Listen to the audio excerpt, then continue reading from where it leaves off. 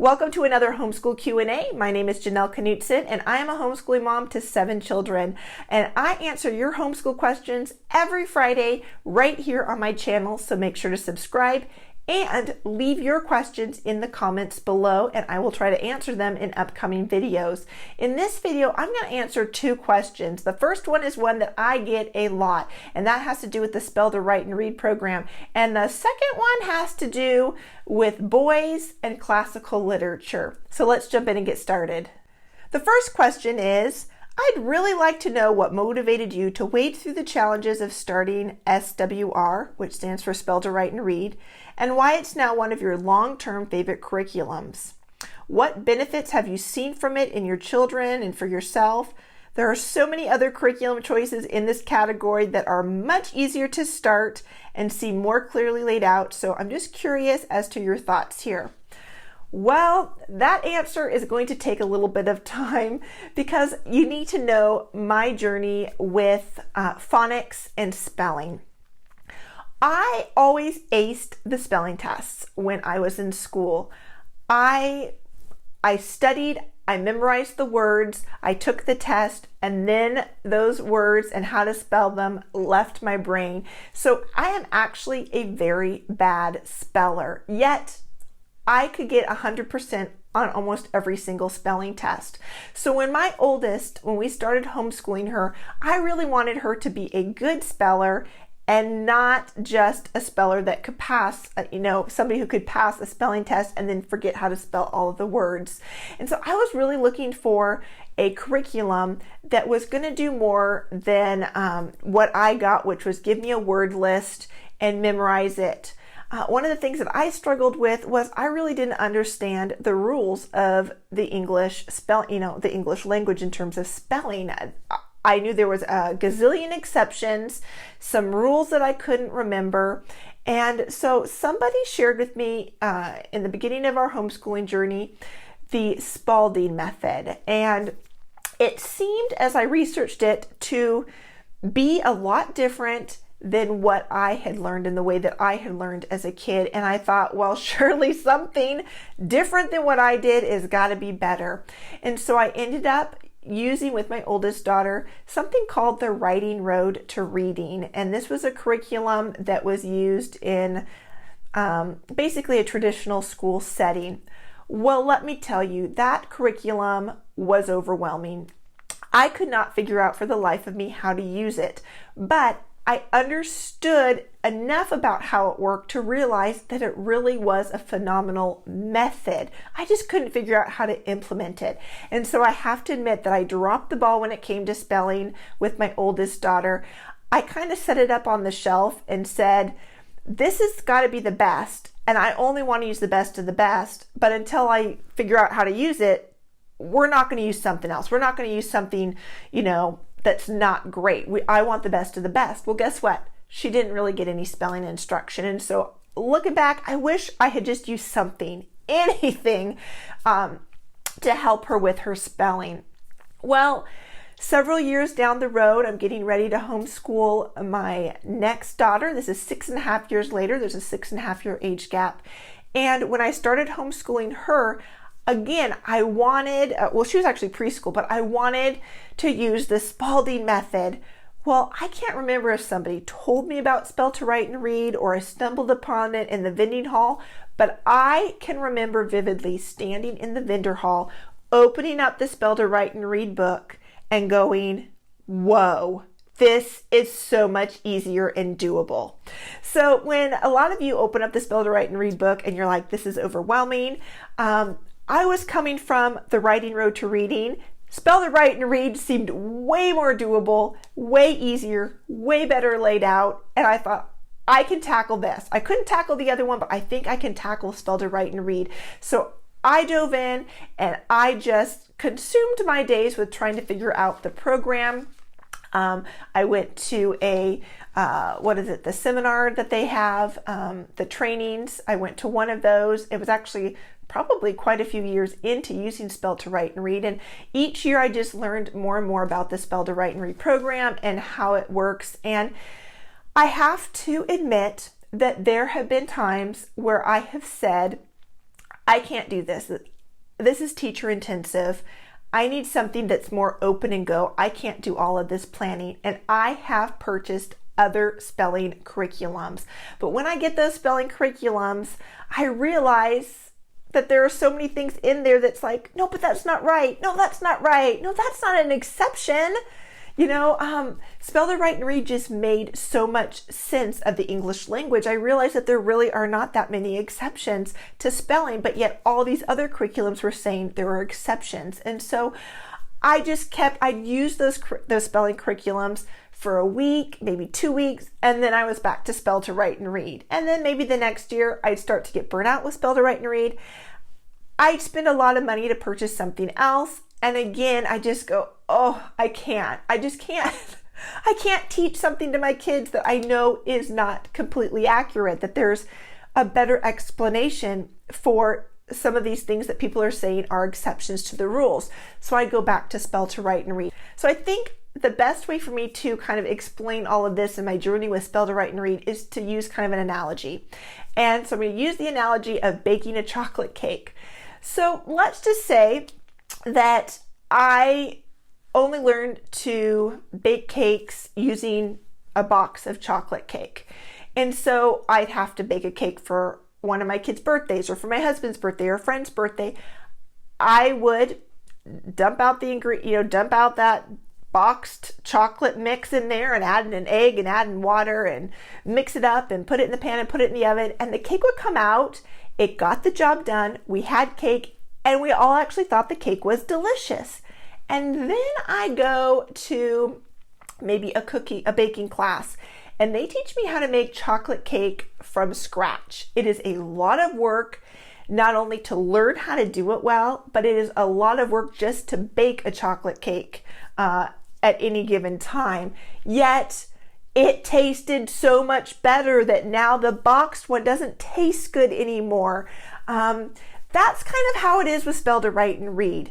There are times when I got to bake a cake for my kids, and man, I don't have the time to invest in making it from scratch. So I use the boxed cake mix. It gets the job done, and we enjoy the cake, but there's something in me that says, oh, but it could have been so much better if I invested the time and did it from scratch. So here's the thing. For me, I just can't go back to boxed cake. I can't go to any other spelling curriculum. Yes, it would save me time. Yes, it would be so much easier. And you know what? It would get the job done most of the time. But I just can't go back. I just feel like I've got to put the effort in. I've got to put the time because I want the cake from scratch. That's what I want to give my kids. That's what I want to enjoy myself. But here's the thing. If you are overwhelmed with the Spell to Write and Read program, I just want to say this.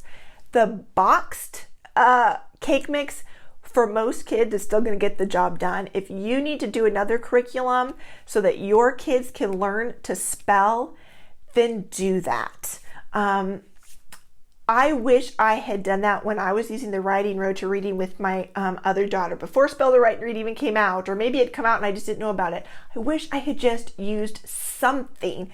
Anything is better than nothing.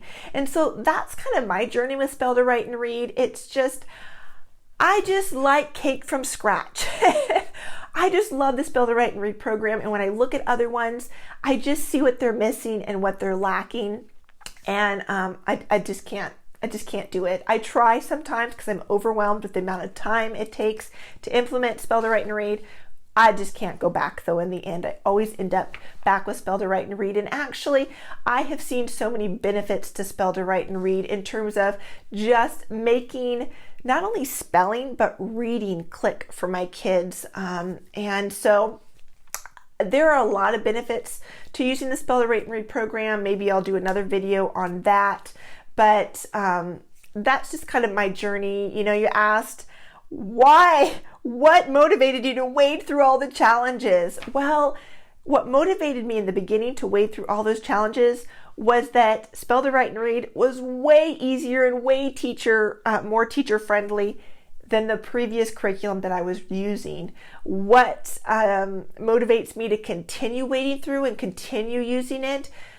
because I know it's so good and that it is just so much better. It's like making cake from scratch. It just tastes better, and I just can't go back to the box cake. So that's kind of my journey with Spell to Write and Read. I hope that answers your question. And like I said, maybe I'll do another video where I go into more detail about all the benefits of the Spell to Write and Read program, but that will just have to be a separate video. I do want to get to this one last question that a mom asked me.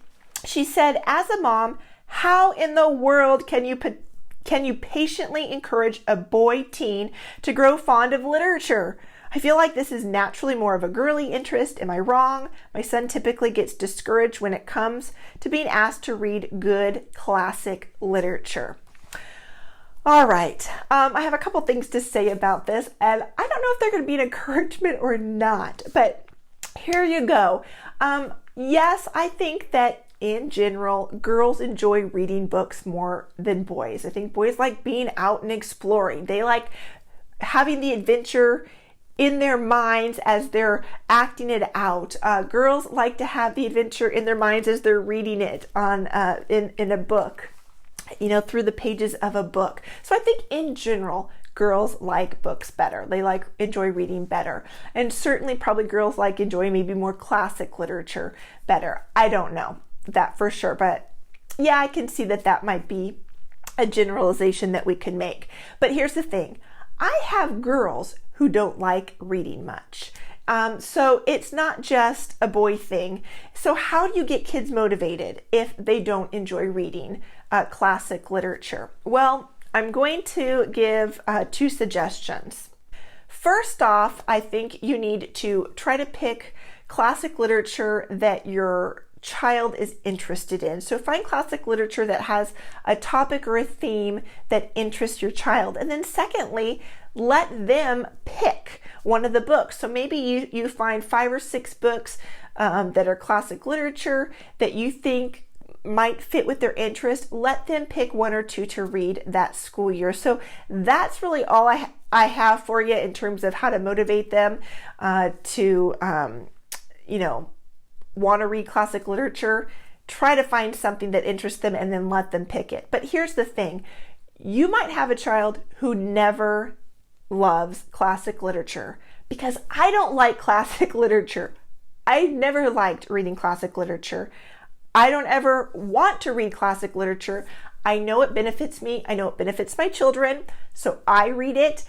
I have my children read it, but I limit the amount of classic literature I read. Because here's the thing.